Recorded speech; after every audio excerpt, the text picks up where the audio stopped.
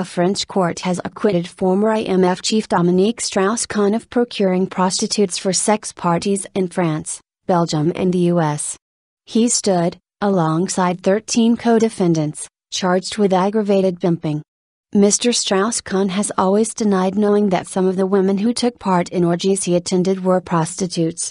The sexual habits of the former French presidential hopeful were at the center of trial hearings in Lille in February.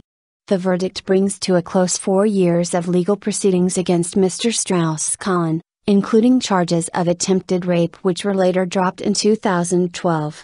The chief judge said Mr. Strauss-Kahn behaved as a client and had not paid the sex workers he met. He only benefited from others paying them to be present for group parties, the judge added.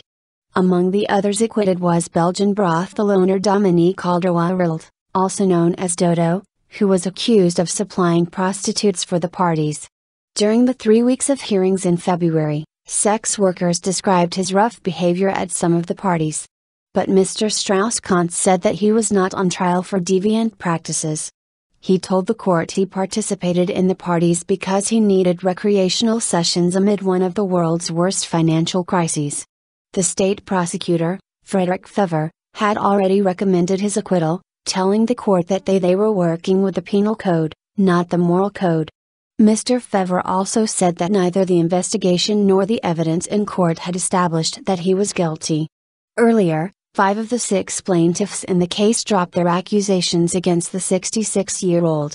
While Mr. Strauss-Kahn has admitted to being present at the orgies, he has always maintained that he did not know that some of the women involved were being paid.